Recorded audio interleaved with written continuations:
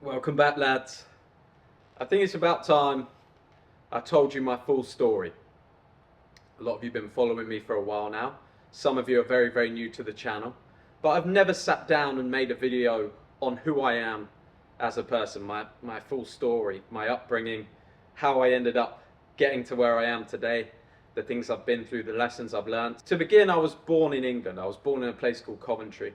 My mum and dad were fairly young, still at university when they had me. My dad started working shortly after. And I lived in Coventry for a bit, then we moved to a place called Peterborough. And I grew up, I went to school there till I was 9 years old. And when I was 9 years old, I moved to Boston, USA, because of my dad's job. He had an opportunity to go and work there. So me, my mum, I got two younger brothers, and we all moved to Boston, United States, which was a pretty interesting and probably quite pivotal moment in becoming who I am now. So I left all my friends, all my childhood friends, and the people I played football with, and we moved to the United States, to Boston, America, which was a crazy experience, to be honest with you. We actually upgraded massively. So we went from sort of middle class UK to an upper middle class United States. My dad was getting paid more money. We had a huge house, but I went to a new school with a load of American kids, and that was awesome because I have an English accent, and if you know anything about Americans, they love an English accent. So when I got to school there, I just got a lot of love. I got a lot of love, I didn't have really any issues at school in America. Everybody loved me for being English, and that was just sort of my first taste of like, oh, this is what life could be like. I feel kind of special here. And that sort of led on to me getting into acting. I started doing acting, like performances and shows and singing in the USA, because they loved me. Even if I wasn't good, they still just loved me. So I was kind of filled with this confidence, and I started acting, and I got some small jobs doing like small commercials as the English kid, little bit parts in various different commercials. And that was my first experience making any money other than working like for my dad or something, cleaning up leaves or getting like pocket money here and there.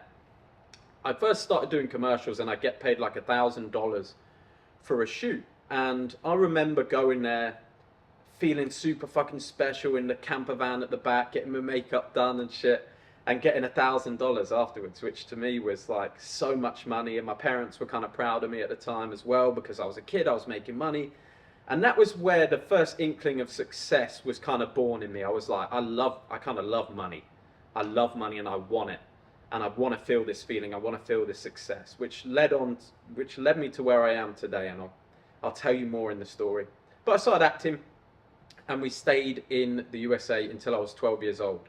And now I can't quite remember the reason, something to do with my dad's job, but we had to move back from the United States when I was 12 years old. So I'd had this great 3-year period. I'm starting to get settled into the USA. And then we had to move back to the UK, which I was fine about. I could stay in the USA or go back to the UK. I was a kid, and I would be happy going either place. So we went back to the UK for my dad's job, and I was excited to see my old friends. I still have buddies there that I wanted to see, and we moved back to the same place. There's a different house, but in the same little town in Peterborough.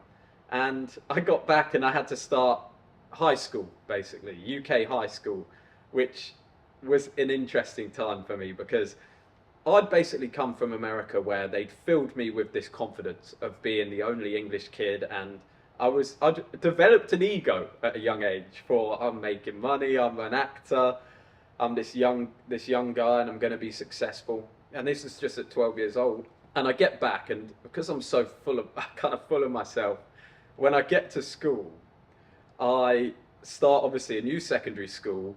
If anyone's gone to high school in the UK, you know that it's not a friendly environment.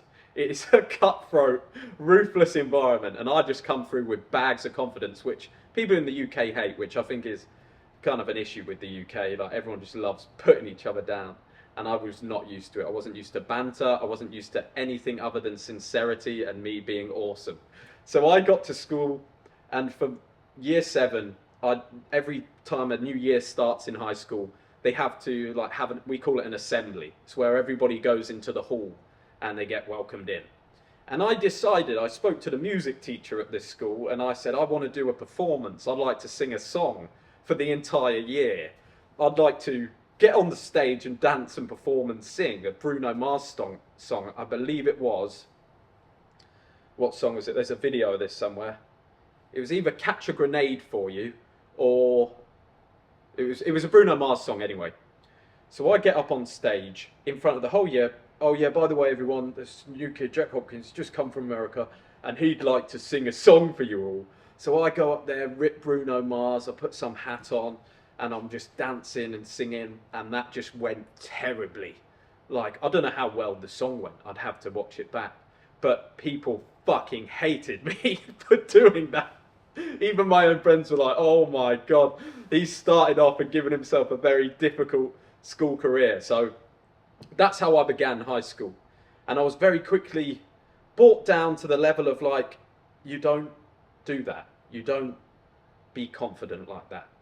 But I always kind of kept it from that time in the USA, and I was always trying to find it back. But that happened to me, and it was sort of my first rejection, and I had quite a few issues at school, nothing that was big, but people just not liking me because they thought I was too confident. And I got that first feeling of like just being unliked by people that didn't know me. Just very interesting. And after I did that, I decided, I spoke to my mum and dad, and I was still doing shows. So I was still performing, I was dancing, singing. I was signed up to like a theatre academy in Peterborough, and I decided to get an agent in London to do commercials and TV work and that sort of stuff. So I was going to school, but at the same time in the afternoons or in the evenings, sometimes I would travel to London. I would get the bus from my house to the train station. I'd travel an hour into London, walk through London and find a casting, go to a casting, and then I'd come back. So I was doing some interesting stuff from a fairly young age. And I thought, I'll get back into the acting. I'll make a load of money. Nobody can tell me shit. I'll be a child star. And then I don't even have to go to school. That was my plan at a young age. So I started going, and I just would go for auditions, be so fucking tired from my day at school. I'd go for these auditions. I was a bit arrogant. I never really learnt my lines properly. And they would just be like, no, you're definitely not the right person for this role. And I went to hundreds of castings, and I didn't get any of them. I was just rejection after rejection after rejection after rejection. The whole time, every time I go to an audition, I'm like, this is going to be the one. I'm going to be a fucking star after this. I don't have to take shit from anybody. And things just didn't work out that way. So I continued through school. I kept going to auditions, kept getting rejected. And I started to pick up the gym around 14 years old. I had a very good friend of mine. He's called Jack Hogg. In school, if you have the same last name, you can sit next to each other. So he's called Jack Hogg. I'm Jack Hopkins. So we were next to each other in the register, and we started making a friendship. And any of you that know Jack, he's an absolute beast. And we started training together at the school gym about 14 years old, which is where I really fell in love with having a good body, having a good physique. And in our free periods or free time, me, Jack, Max, a few of our other friends, we would just sit down and we would just watch like fitness vlogs. And we watch a lot of like Jake Paul, Logan Paul at the time, the daily vlogs, Casey Neistat, and we were obsessed with YouTube. We absolutely loved YouTube. I never thought for a second that I would be on YouTube myself. It just wasn't something I ever thought of. And we would watch all these fitness influencers. So we started to get really into our fitness, and we got in great shape for young guys. We were in really good shape, and after school, I think my mum and dad got me a membership at a gym nearby. And we would just hang out at school, we'd gym at school, and then we'd go and hang out in gym after school and go for some food. And that was all I did basically growing up. And I played football every week. Played for my football team. My dad was a manager, and I was the captain of the team. Hopefully not just because my dad was the manager. I don't think so, but because I like to lead the boys, and I've always worked hard when it comes to fitness and heart. I've always had heart. So we did that. Started growing up, and I wasn't getting any money. I wasn't getting any acting jobs. So actually, when I first got back at 12 years old, I started doing a paper round, which is where you do the newspapers. In England, we have to take them and put them through the door. You can't just throw them on the doorstep like in America. That would be cool. But we had to take them through the door, and I'd get this huge bag. I'd wake up at 6 a.m. every morning before school, 6 days a week, only Sundays off from 12 years old. And I'd go out every morning, I'd deliver newspapers, and I'd get £20, which was quite a lot of money to me at the time. £20, about $25 or $30 per week. And that was my money. And sometimes I'd get the bus with it and go into town and get some sweets and some t-shirts or some shit like that. And that's what I did. And then when I got to 16 years old, that wasn't cutting it anymore. You can't just have $25 a week. That's not going to get you anywhere at 16. And at this time, I wanted to start dating girls. I had a girl that I liked at school. So I'd got a job at Next, which is a clothing company. And I worked in the women's department selling perfume, bras, dresses, all that sort of stuff. And this job, I'd get about $5, $6 an hour. And I'd go there, I'd finish school at 3, I'd go there for 4, and I'd often work 4 till 10 p.m. 3 p.m. I finished school, 4 p.m. I'd be at work in Peterborough, a place called Brotherhoods. It's like a little retail park. I'd get off the bus, walk over there, oh, this is shit. And then I'd go and I'd work in the women's department, and I'd get about £30 per shift. So I started making £100 or £200 a week with how much I was working.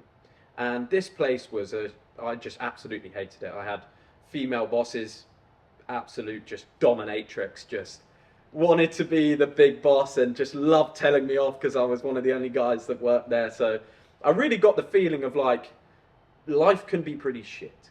Like, if you end up working in one of these places, your life will be pretty shit. That started to scare me a bit because I wasn't getting acting jobs. And I was like, I got to find a way to make money because I can't do this. I absolutely hate doing this, working in the shop. So I got to 18 years old, had a little bit of money saved. I'd had a girlfriend for a while. And the job I had, I just absolutely hated after these 2 years. I had a time where I had to go to my uncle's wedding. And the woman I worked for wouldn't let me have a day off to go to my uncle's wedding. So I said, well, I'm going to the wedding. And I had to come back in afterwards, after the wedding when I got back to work. And I had to sit down and have a disciplinary, like a telling off, basically, from some bitch. And I was like, I'm done with this job. I don't want to do this anymore. And I decided to spend all of my money. I was 18 years old. I just turned 18. And I thought, you know what? I'm going to spend all my money on vacations. We're going to go on a lad's holiday. And I'm going to go on 3. So I booked 3 vacations with all my money. And then I had no money left. And I was like, oh, fuck. And I needed to find a way to make £100 or £200 every single day. So like $150 to $250 every single day. And that's exactly what I typed in. I went to a job site called Indeed in the UK, and I typed in jobs where you can make £100 to £200 per day. And there was a job that came up that said £100 to £300 per day. Punting, P-U-N-T-I-N-G, punting in Cambridge, about 45-minute drive away from my house, giving tours on a boat, taking a boat up and down the river. So I quit my job and I decided, all right, Mum, I'll see you in a bit. I'm going to Cambridge. I'm going to try out for this punting job. So I went there, I met with these guys. They're called Matt and Mitch. They had a little punting company. And I said, oh, I'm here for the job, for going up and down the river. So they went, yeah, no problem, you're hired. Go and get on this boat. So I got on this boat with a guy called Tom. And Tom took me up and down the river on this boat. And he gave me the tour. He told me that this is this building, this is that building, here's a sheet, you need to learn what to say. It's the Cambridge University tour that you do up and down the river. It's about a mile, and you push people with a stick. Look up punting if you don't know what it is. So I did that, and then I got on the boat, and by the end of the day, I was given my first tour. So I did my first tour, and I went back every single day that summer after I turned 18, and I started making money. I started making £100 a day on the boats. Now, after a while, I started to get tired. I was like, this is actually pretty hard work, taking all these people up and down. And I'd heard some word around that there was guys making £200 to £300 a day just selling the tickets, because they got 35% commission for selling tickets. And I'd never heard of sales before. I'd never heard of like really what sales was, or I'd heard and I'd not really been interested. I was like, well, so if I sell a boat for £100, it was normally more than £100. It could be like £200 to £300 a boat. But if I sell a boat for £100, I get £35. And I could sell quite a few boats a day. So I was like, I'll do that instead. So I spoke to my boss and he took me off the boat, and instead I went and sold in the street. And that was my first taste at sales. I went around the streets speaking to people with a punting board, little board. Hello, Mr. and Mrs. Would you like to go on the famous river of Cambridge? And I'd just run around Cambridge all day long, talking to people, making money. And that was the first time I'd ever had any real money. I managed to make enough money for me to go on these vacations that summer, and I did it all myself. I just went out into the streets every day and I sold, and I realized I was in control of making my own money. And I'd make between 100 and 300 pounds a day, depending on the day, how good it was. I think my record day was like 375 pounds, which to me, that's nearly $500. Me at 18, in one day, that blew my mind. So that opened really an idea for me about sales. And I'd watched Wolf of Wall Street when I was younger, and I was like, all right, sales is probably it for me. I should do sales because I'm going to make a fucking fortune. Anyway, rounding up that summer, I decided to go to a festival with my friend Jack. And actually on those boats, I'd been around some interesting characters. I'd started meddling with drugs. And anyway, I went with my best friend Jack, who I trained with my whole life basically in the gym. We were in great shape at 18. And we said, all right, let's go to this festival. It's called Boardmasters in Cornwall, where you could surf, and then in the evenings you'd go to this festival. So we did that. We drove all the way down there. And I'd never taken any pills before. I'd never taken an ecstasy or anything like that. And I decided on this vacation, on this festival, to take my first pill, take my first ecstasy pill. So I took it with my buddy, walking along. Oh shit, Jack, I'm feeling a bit fucking weird right now. And then I felt like there was warm water just coming up out of the grass over my face, and just a euphoric high like I'd never felt before in my life. And I was just on a crazy one for like 8 hours, going around telling everyone I loved them, trying to kiss people, just on a crazy fucking vibe. And that was my first sort of experience with a drug that was like, whoa, I can get super happy by taking this. And I just took it. And then we took it over and over again on that vacation. And we had a decent time, but taking drugs is fruitless, as I'll tell you now. So anyway, I get back, and I'm pretty sure in my mind, for the end, I finished school, I'm like, I just want to go into sales and just start making some money. But when I get back, I didn't realise that pills had a come down. No one had ever told me, or I'd not listened. And I didn't realise that drugs have an up and then obviously a very severe down. So I didn't know that. And I got back and I was like, I literally feel like I'm going to die. I don't know what to do with my life. When I see a cute video of dogs, I start crying. And I was just doing it on my own. I was like, fuck, my whole life's ruined. I'm going to be like this forever. And my mum was like, you were all right before you went. What's happened to you? You knew what you wanted to do. I was like, I don't know what I want to do, Mum, with my life. I just don't have any clue. So we decided, because obviously my mum didn't know, she said, well, you should go to university. And I've never wanted to go to university in my life. She was like, you should go. You've got a place at this place in Bournemouth. You should go to university if you're feeling like this. You need to get out of the house and do something. And so after those couple of weeks, in that time of the come down, I'd signed up for university and I'd applied and I got accepted, and I was now I needed to go to university. So I kind of got over my come down. I was like, oh, I feel all right now, but fuck, I've got to go to university. So I went to university in Bournemouth, England, at 18 years old. And I got there, and it was quite possibly the worst place I could have ever gone in my entire life. Not because Bournemouth's bad, but because university is full of drugs. And I'd just gotten into drugs. So I was like, well, let's just ride this train. Let's just see how this goes. So I went to one university lesson, got there, sat down. I've been with a girl the night before. I'd hooked up with this chick. We were in the same club the night before. So we were in there, we're holding hands, newly in love with each other after one night, which is just what I was like when I was younger. So I'm in there holding hands with her, and I'm like, this is shit. Let's get out of here. So I skipped that class. And all I'd do at university is there was a poker night once every week where I'd go and play poker and be an absolute maniac because I was doing cocaine. And then I would just go and work, and I got a sales job in Bournemouth, and I'd live in my student accommodation and be an absolute maniac, and I would just tear through the place because I was basically insane at the time, and I'd just party non-stop, and I'd wake up at 7 in the morning and I'd go and sell windows. I'd sell windows on the phone for a company in the UK, dodgy company.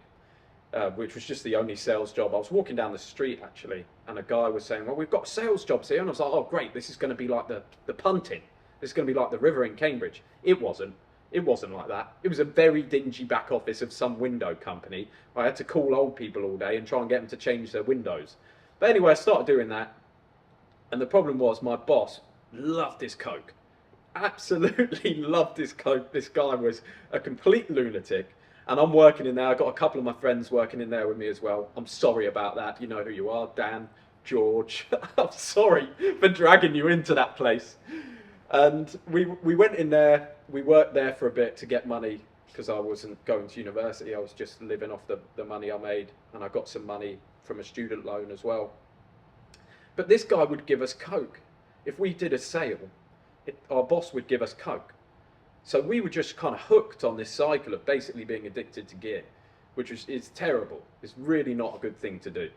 So that's what sort of got me into the drug scene. And by this time, my physique had started to go. I didn't go gym anymore, and I was really just a bit of a partier, and I was working, but I was still with the university crowd. So I felt at least like I was going somewhere because I had so many people my age around me, and I had a little bit of money. So I did that for a while. And I got fed up again, and I was like, this isn't enough money for me. I need more money. So I quit that job. I had a couple other jobs in between. But eventually I had a friend, we lived in the same building at university, and we decided it'd be a good idea to start a cleaning company.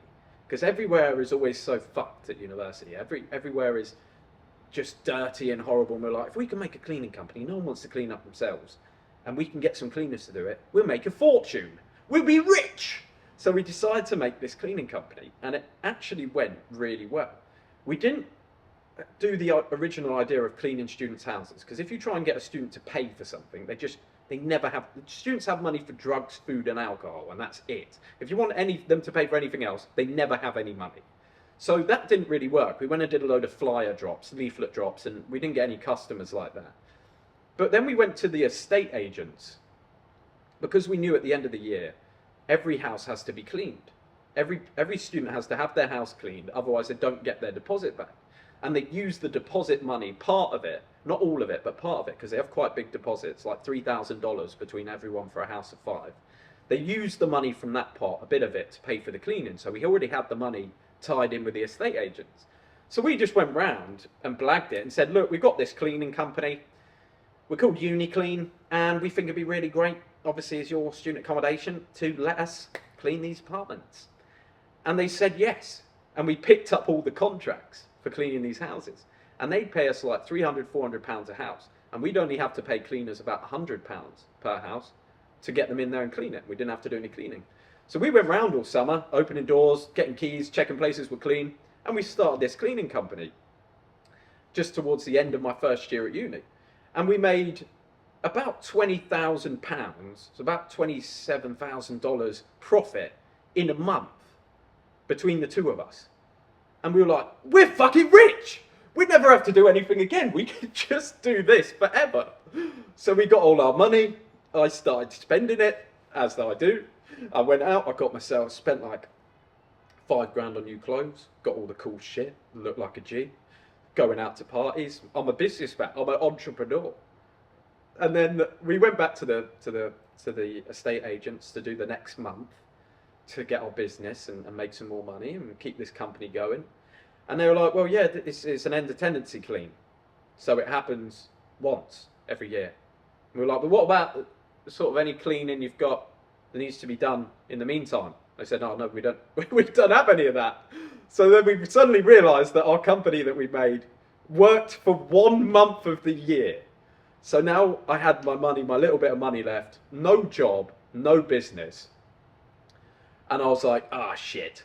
So I moved in with some guys, still stayed in Bournemouth where the uni house was, still stayed with the uni crowd. And I got into a student house, which ended up being a bit of a, could call it like a crack den. I was hanging out with some fairly shady characters at the time, and I had a lump of cash. And I decided that, you know what, I can't do the cleaning anymore, but I'll start dealing instead. I'm at all the parties anyway, I know a load of students. I'll start dealing, I'll buy a bit, and I'll sell it off and I'll pay for my own habit.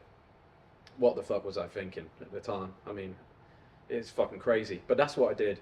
And I started dealing and just doing more and more drugs, more and more partying, being more and more involved in that. And just, I had really had no vision for my life at this point. I'd gone from being this young, healthy, athletic kid who wanted to be an actor, who wanted to be a salesman, to now really work in the dingiest business, just being really kind of a leech off of students and dealing. So I did that, and it really, inside, I had a good upbringing, I had a good life, and it started to eat me away.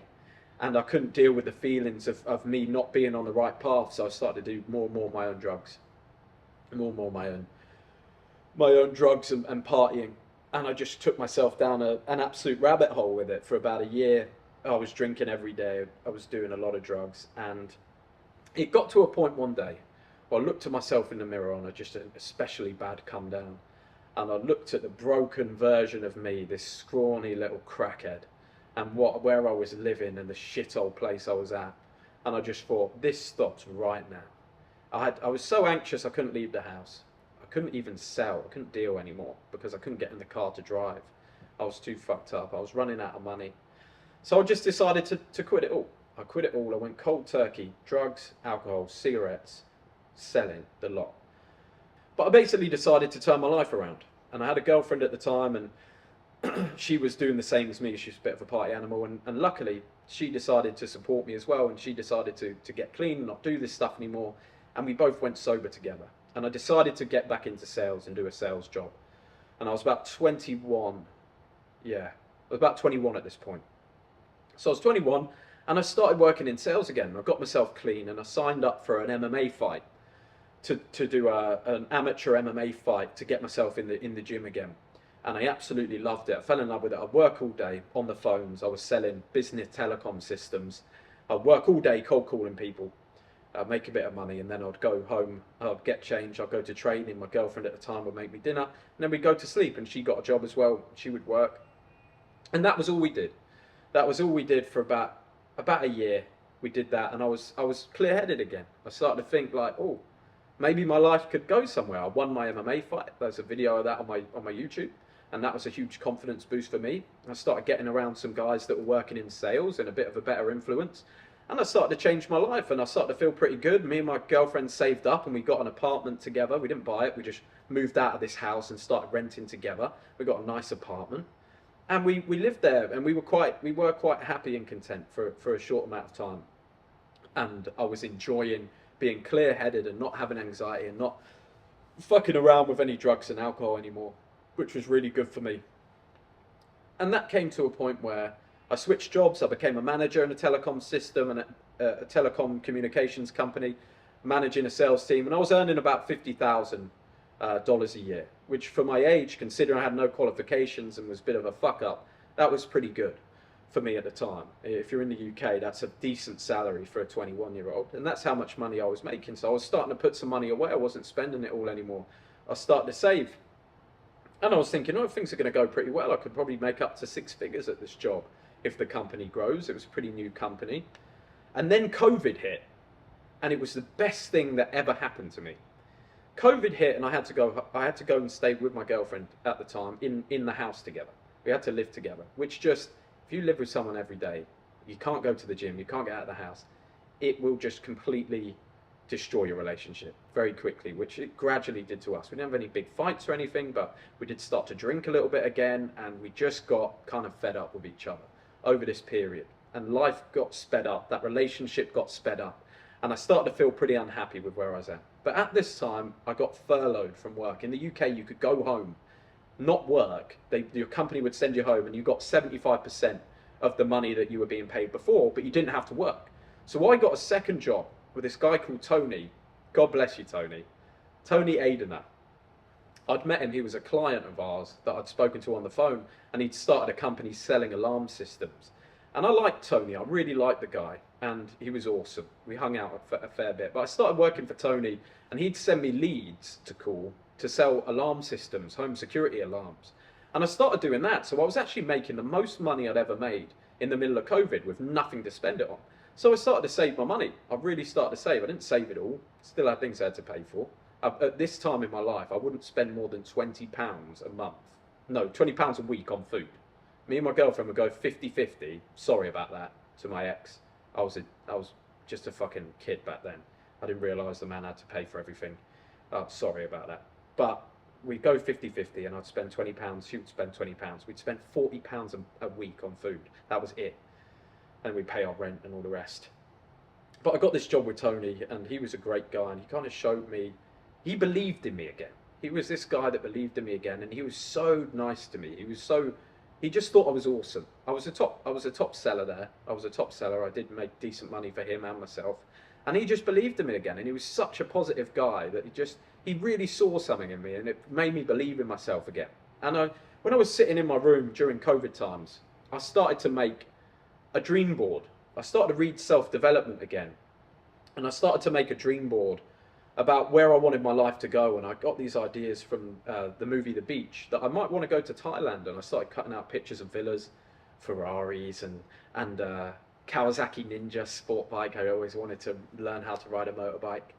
And Muay Thai camps. And I started writing how much money I want to make. And I knew I wanted to make money online.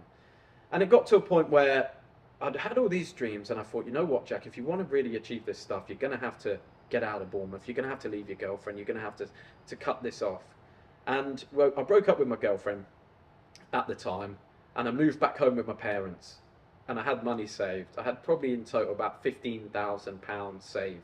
And I moved back in, and I got a course. I bought a course from my friend Colin on personal branding, and I started posting on Instagram stories every day.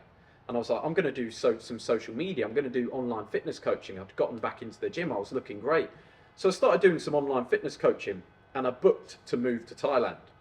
And I lived at home for about 3 months, and I started my online fitness, and I got on Instagram stories every day. I started posting Instagram stories every day about 700 days ago from this point now, and I've never stopped. And that was the first thing that got me into branding. And I started thinking in my head, you know what, I'll do YouTube as well. When I get to Thailand, I'll start making YouTube, and I'll start talking about my life, and I'll do some of that. And I got a few fitness clients. I was making maybe $1,000 a month off online coaching clients. One thing to mention is if you ever start personal branding, do it from your current account that you've got now with all the friends and family. Don't worry about being shy. That's something I was worried about at the time. But I wasn't, I just did it anyway. And my first 10 clients were all people that I knew. They were friends and family members that supported me. And thank you very much to you if you were one of those people. My good friend Dan, who I said I got into that job with in Zenith with, I got him into that sales job.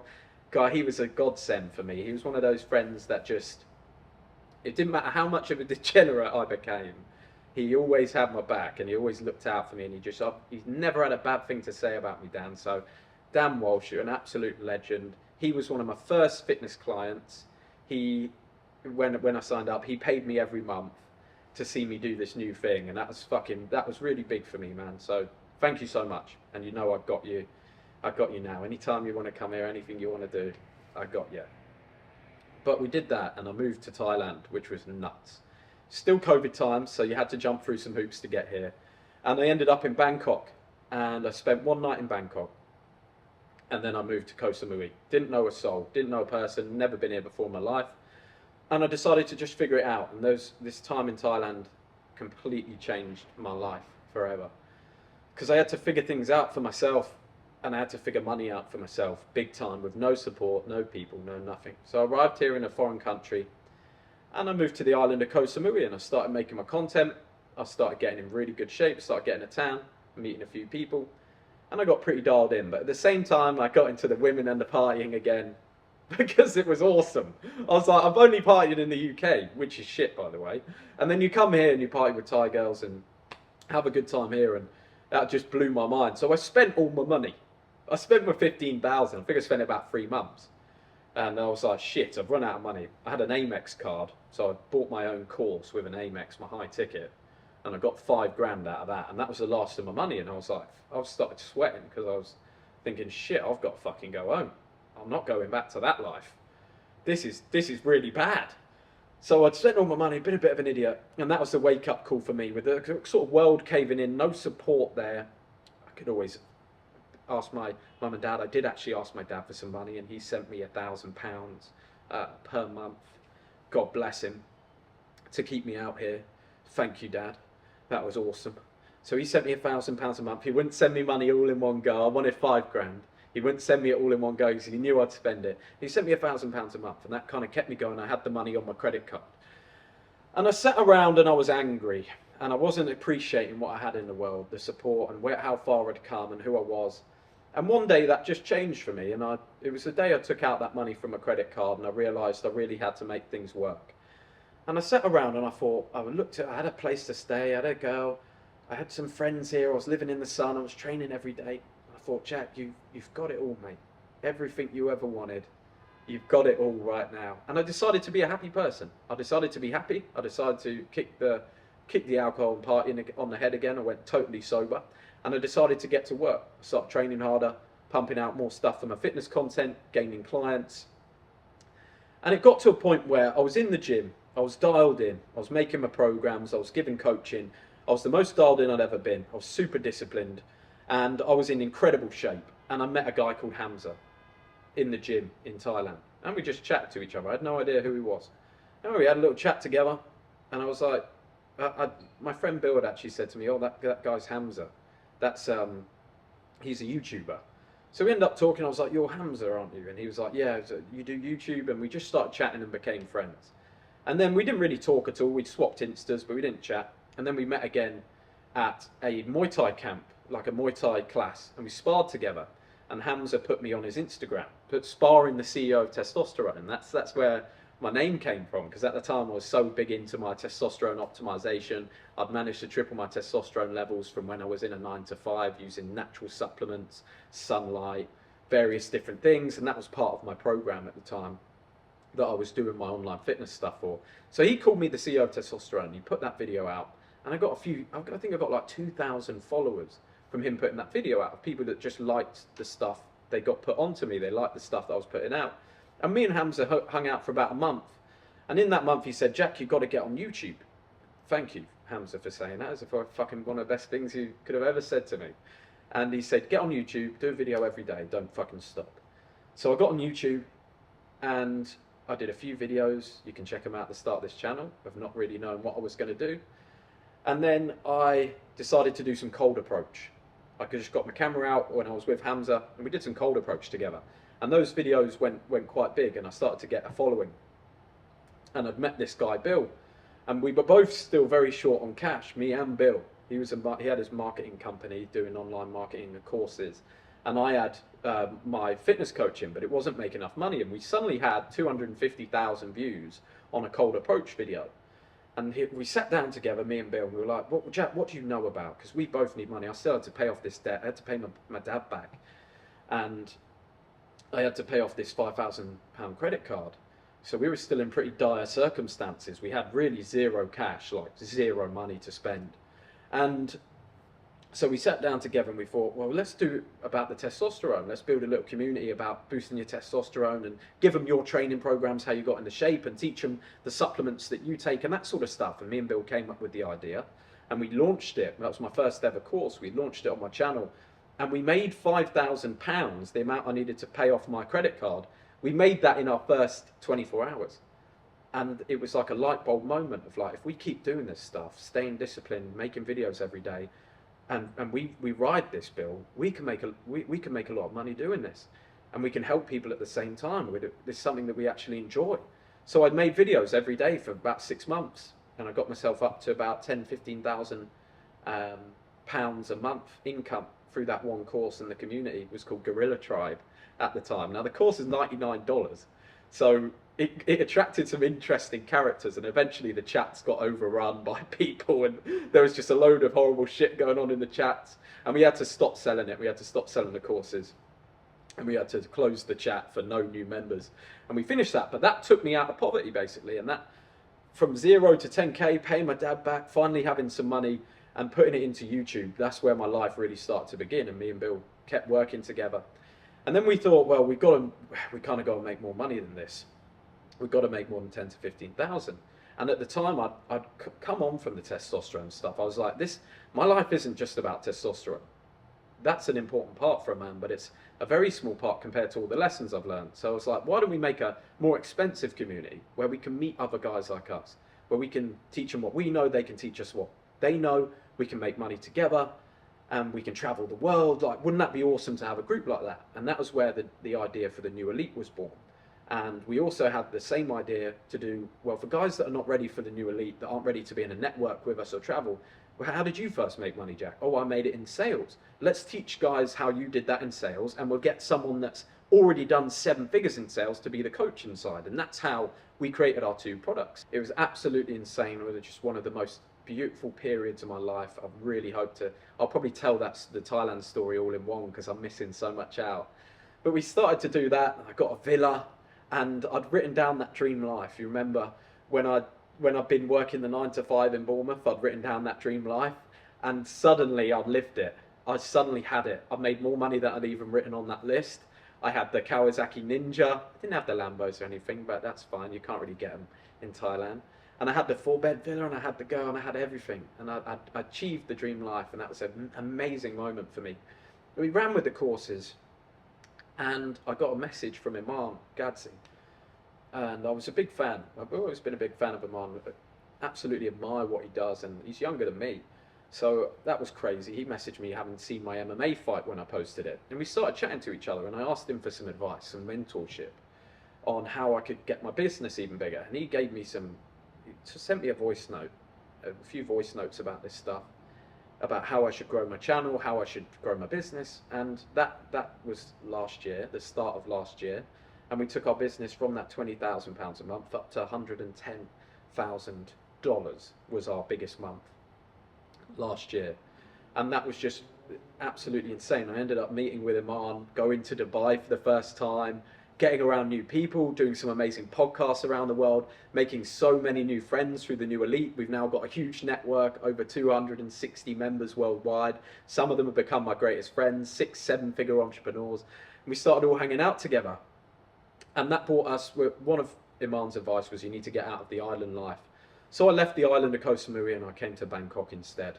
And I also went to Dubai for 3 months last year to get my taxes set up, to set up all my accounts, my taxes, to make this a real business. So we did all of that last year. I had some amazing podcasts. I met amazing people. I met Justin Waller, Mark Tilbury, met Mike Thurston, James Blackwell, Max Wyatt. I met so many people that I'd always wanted to meet, which was really nuts. And we did all these podcasts and stuff, and we started to grow the brand and the channel, which brings us to where we are now. Still increasing the business, investing in new mentorships, building the New Elite day by day, becoming a better man, more and more disciplined, more and more driven every single day. And we plan to move to Dubai very, very shortly to get around the guys with the big money and really take this to the next level and build a worldwide, world-class product and a world-class channel about becoming the best man you could possibly be, no matter what your circumstances are. That's I feel my life's purpose is to show you what is achievable from someone that really had zero, to show you how far I can get as a man and inspire and help you guys to do the same thing. So guys, I hope you enjoyed it. That is my full story, never told before. That is who I am. There's obviously a few stories that are left out that you might hear on other videos, but that's basically my story. And I hope you enjoyed it. I wish every single one of you the best, and I just want you to know that no matter where you come from in your life and how bad things seem, you can turn it around, and it can turn around very quickly if you keep a positive mindset and you believe it's possible. And the path only illuminates as you walk it. You have to do the things, the actions in the dark at first. You have to not know where you're going to get to. And then after a while, you start to see the path and it gets illuminated. And that's what's happened to me. So I wish you all the success in the world. Thank you very much for watching. And I'll see you on the next one. Life as a man is harder alone.